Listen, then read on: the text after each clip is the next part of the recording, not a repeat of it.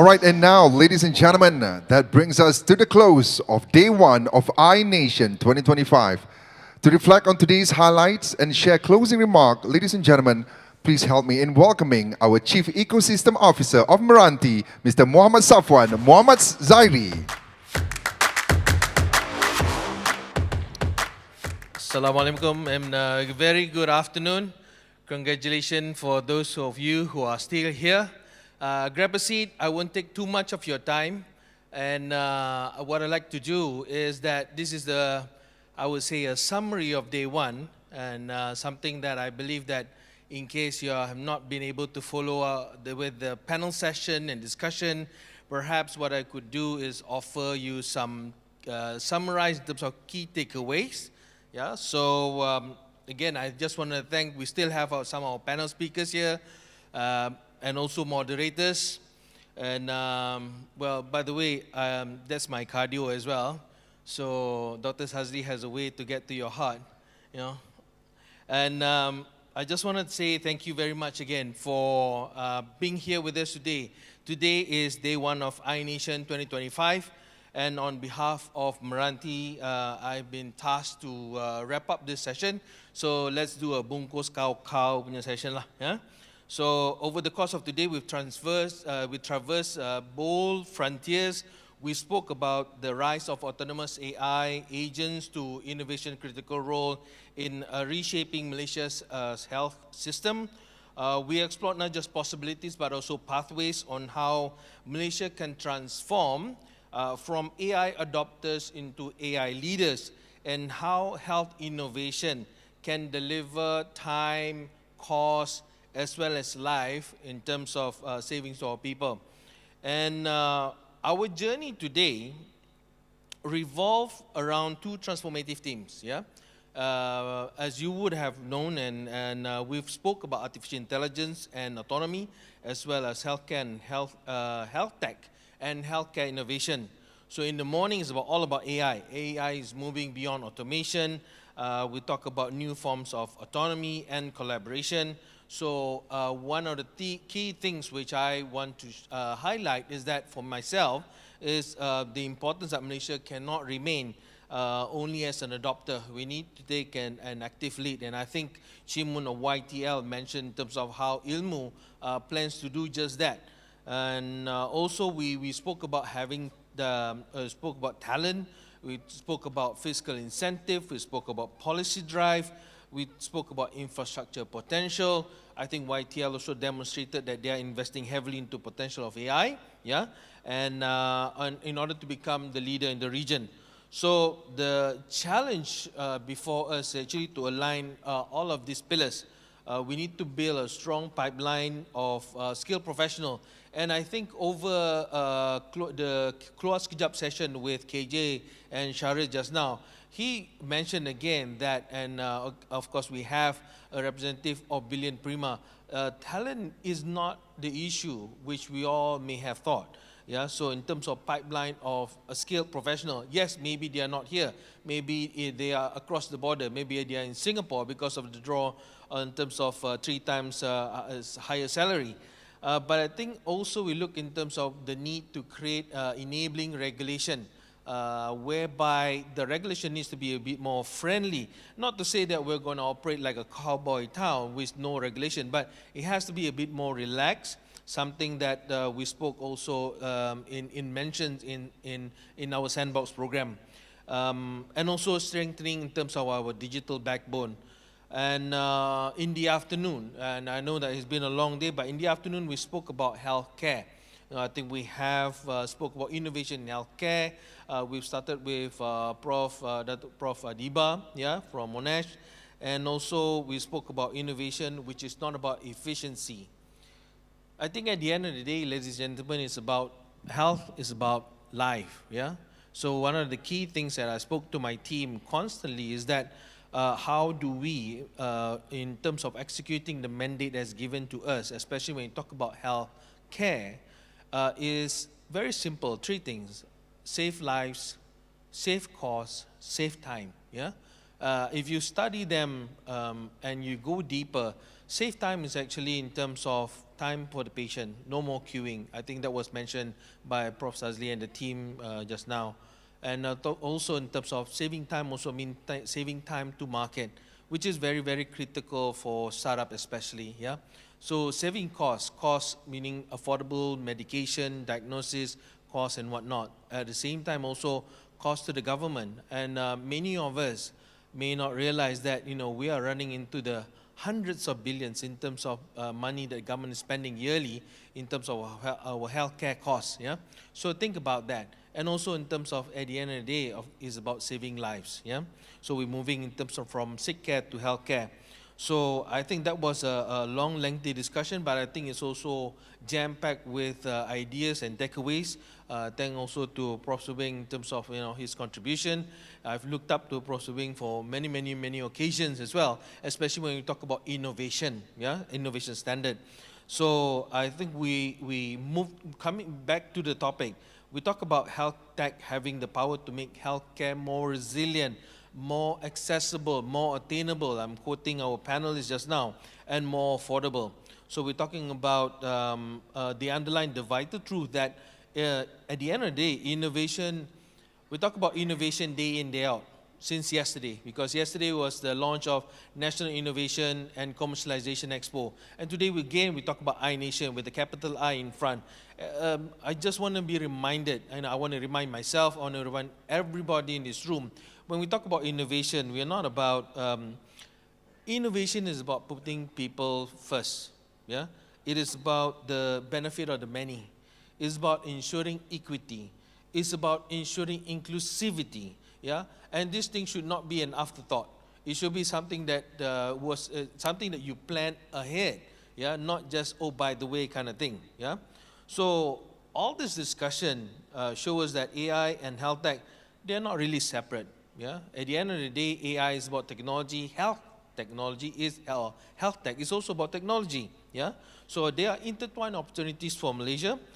We need to act fast. We need to be able to build that capability, capacity, and grab the opportunity while it's still out there. Yeah? And I just wanted to highlight as well that the role that we play in terms of MRANTI. I think over the course of the 2.5 years, close to 3 years that we've been around, many of you have probably visited our website, attended our programs, yeah? And, but let us just, in terms of recap, what do we actually do?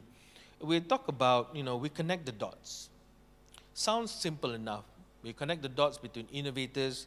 We talk about researchers, policymakers, industry, academias, civil society, yeah? So these are the quadruple helix kind of like stakeholder.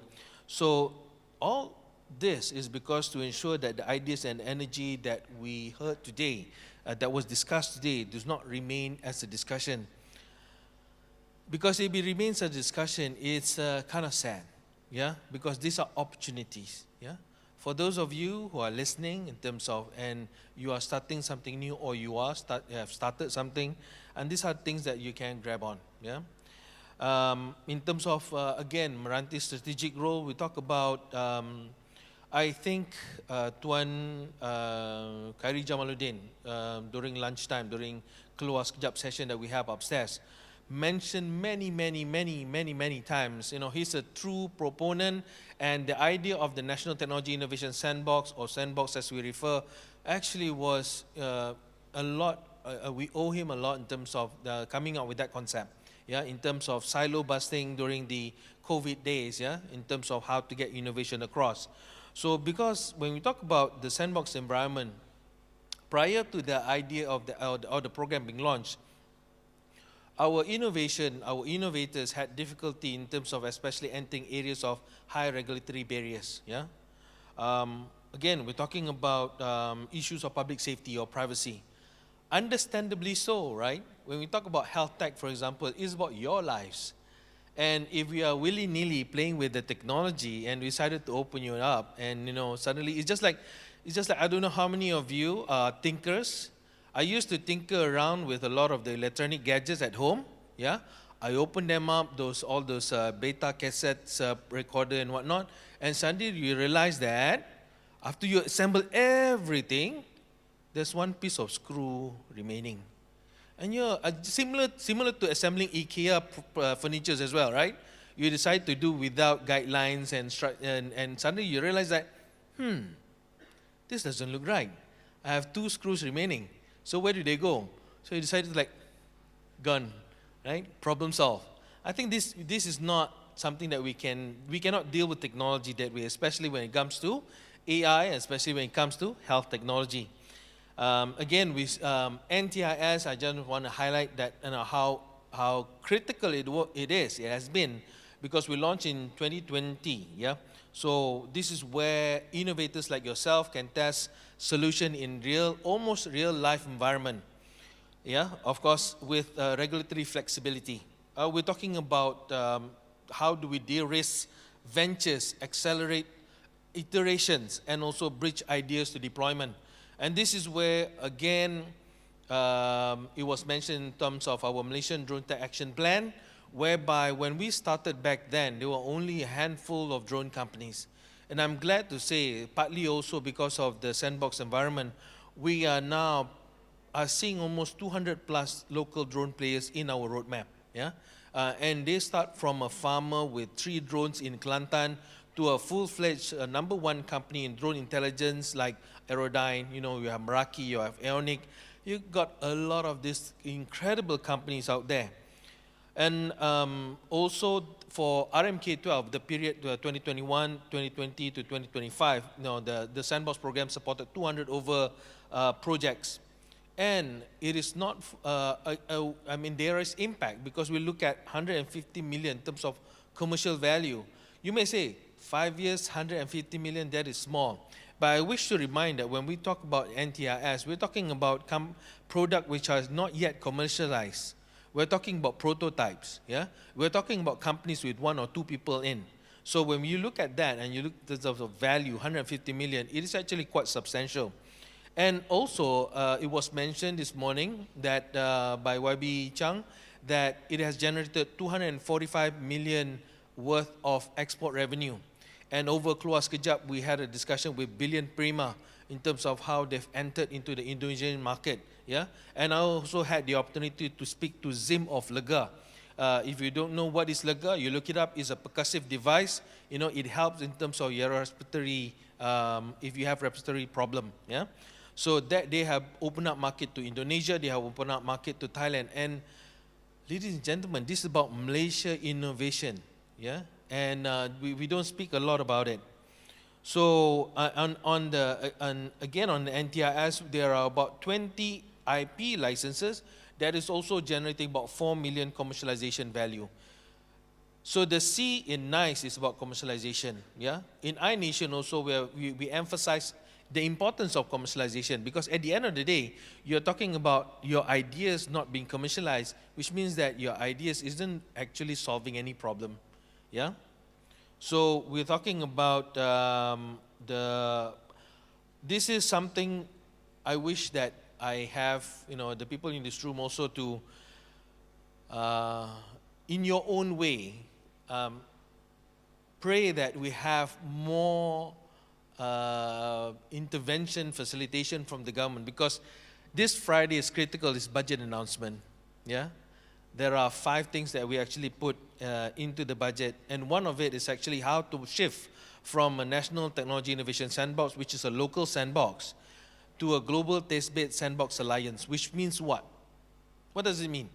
It means that we are actually opening up sandboxes across the region. It means like companies like when we work with YTL and their Ilmu, it means using their LLM to actually open up trades between ASEAN countries.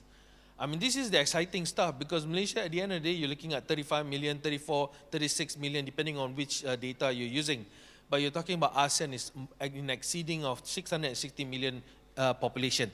So that's the market. That's the market, my dear innovators. Yeah, that's where we want you to be.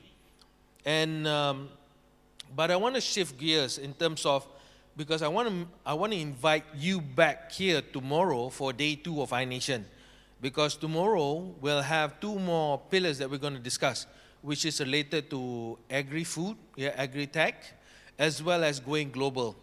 And this is something that, again, I will chair a panel session about how do we want to design going global as by default, rather than just an afterthought. Yeah. Allow me to also share, especially because this is a topic regarding this afternoon is about health tech, our initiative on the health tech hub. Yeah.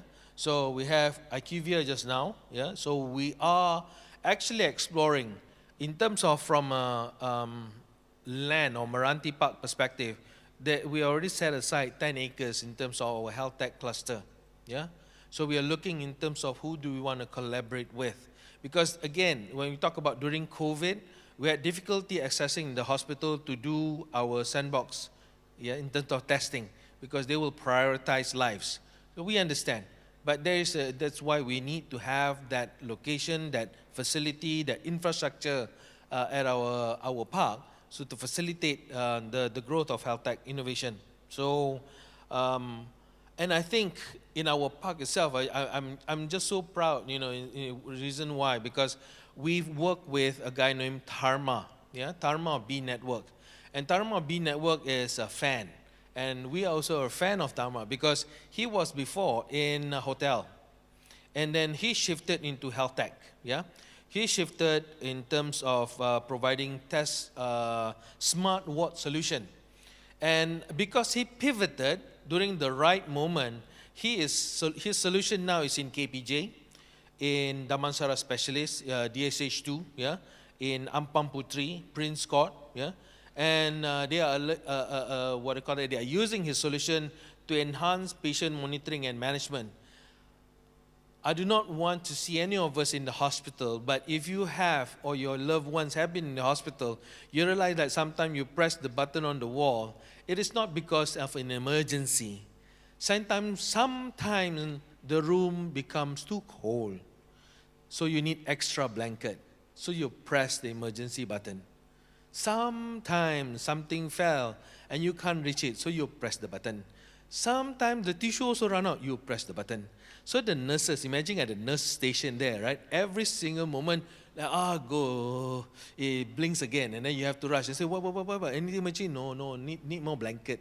So I think this is where they can actually, the Dharma's solution can also do fall in terms of monitoring of fall if the patient has fallen. I mentioned about Lega, yeah, I think if you have the opportunity, look up Lega and look up the story of Zim. And I want the innovators here to have a story of your own, because Zim, he did not plan to become an entrepreneur, right? I think he's an accidental entrepreneur, as we call it. Zim's son fell ill, right? And because of that, he had problem in terms of respiratory problem. And he wasn't able to do the percussive, when you cup your hand and you, you apply it to the patient to loosen up the phlegm. So he went to develop a device.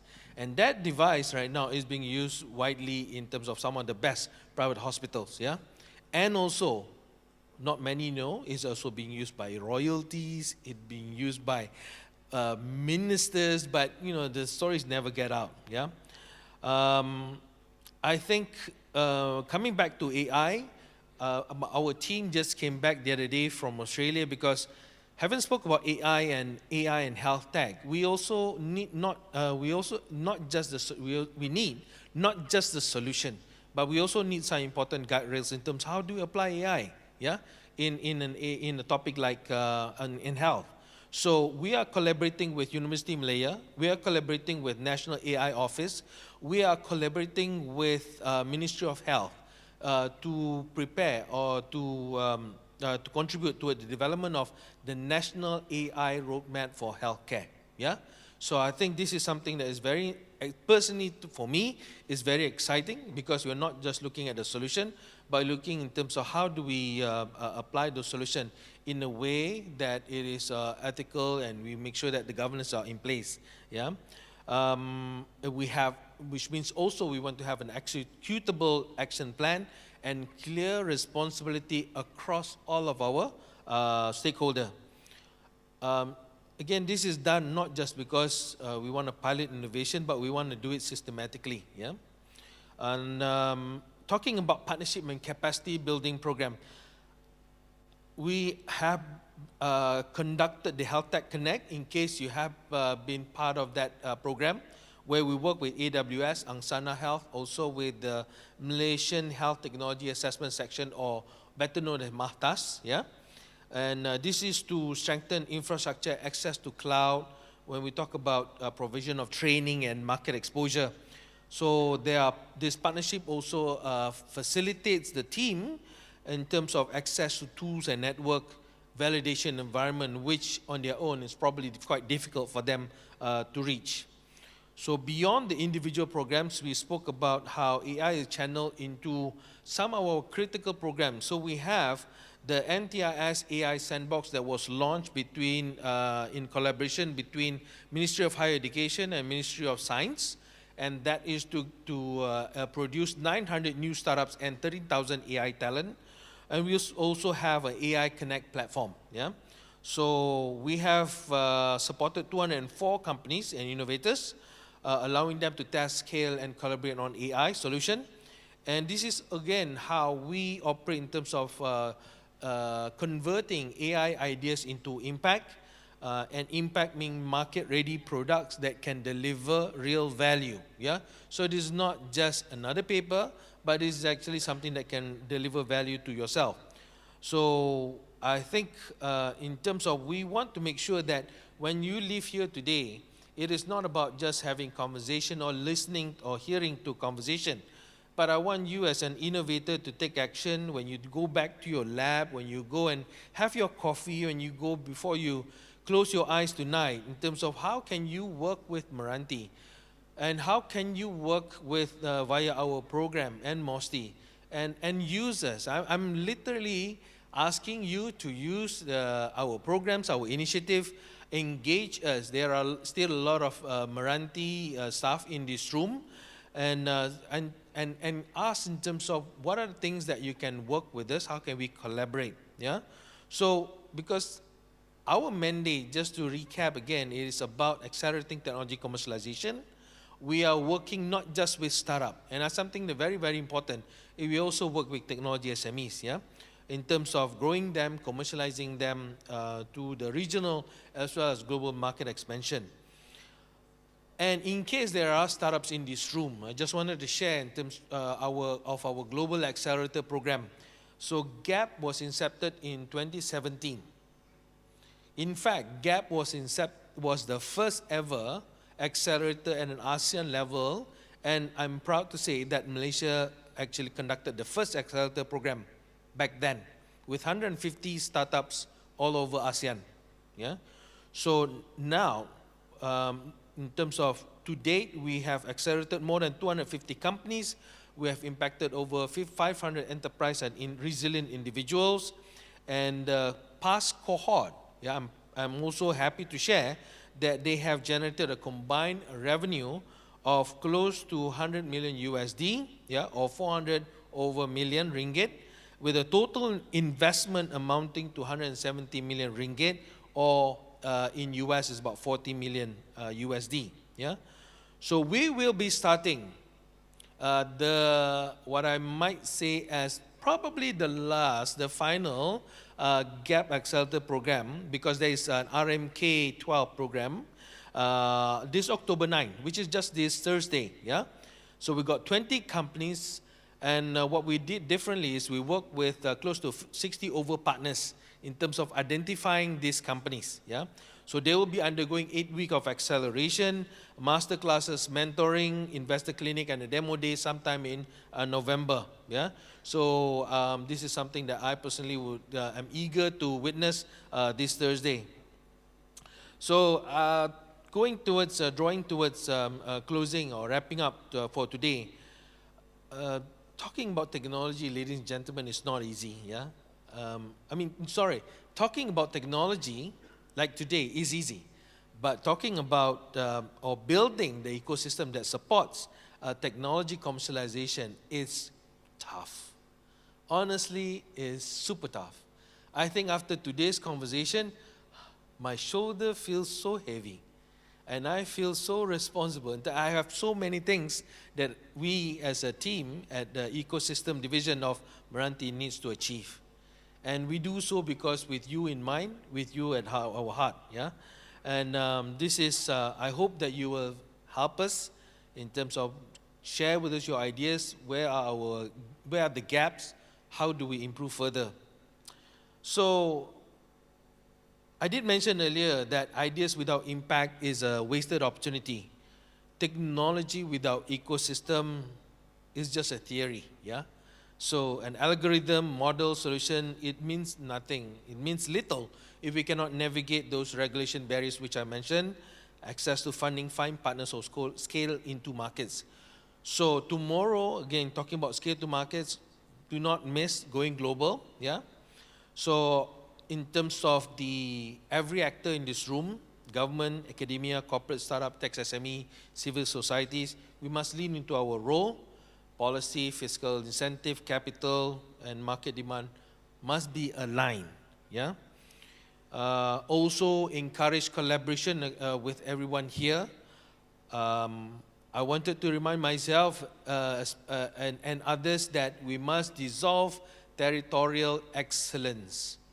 Again, we probably heard the word silo, but we are saying territorial excellence because sometimes agency also we put on our blinkers, we do not realize that there are other programs, they should collaborate, agencies to agencies, government to government, yeah? Perhaps you can also guide us by sharing in terms of what are the things that you felt in terms of that between agencies we can work better, yeah? So that when we make sure that the innovation, it doesn't matter because again, how many of you here today have updated your address in your IC, for example, only to go to another government agency with your old, they have your old address. And it doesn't make sense, does it? It's supposed to be same government, right? But how do you, like Prof. Adiba mentioned, why do you need to take blood again? I just taken blood maybe yesterday from a different hospital. So, but it happens, yeah? So, again, let's prioritize scaling pilot of successes. And do not chase novelty for the sake of chasing novelty. We need to deliver impact, job, cost saving, food security, health, sustainability, for example. And we are committed to this journey. We know that we have done over the last 4 years, MRANTI have seen the success. I want to see more success. I think the nation needs to see more success so that we can see your ideas being realized into solution and you can actually impact lives. Not only does that, but also impact in terms of your own growth. I do want to see that you guys scale up to not just locally, regionally as well as globally. Yeah. So in terms of on day 2, I did mention just now, there's a panel going global by design. Do join. We talk also about a fireside session on future of innovation. We talk about beyond borders in terms of Malaysia blueprint for global innovation. So these are all very important sessions, and I hope that I will be able to see you all, and so you can benefit from the insights and perspective that will be shared tomorrow. In terms of I think let's just end there, right? I know that you guys are tired as well. I can continue reading because I've been rehearsing, you know what time? You know, from 6 a.m. this morning. But then again, I realized that in terms of, one thing is that, you know, my team knows, do not give this guy the mic, right? Because he can talk and talk and talk and talk and talk, yeah, and not sing. So what I would like to do is, you know, from the bottom of our heart, I just want to, on behalf of MRANTI, on behalf of the team ecosystem, I just want to say thank you for your attention. I do hope that I'll see you again tomorrow. Yeah, with that, Assalamualaikum warahmatullahi wabarakatuh, and thank you. Thank you, Mr. Safuan. We would like to take a very quick photo with you on stage. Will there be any videographers as well?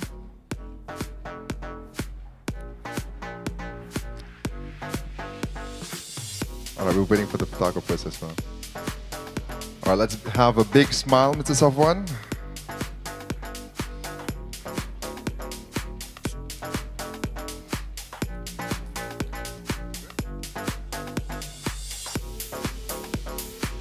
All right, ladies and gentlemen, one more time, let's give Mr. Safuan a huge round of applause.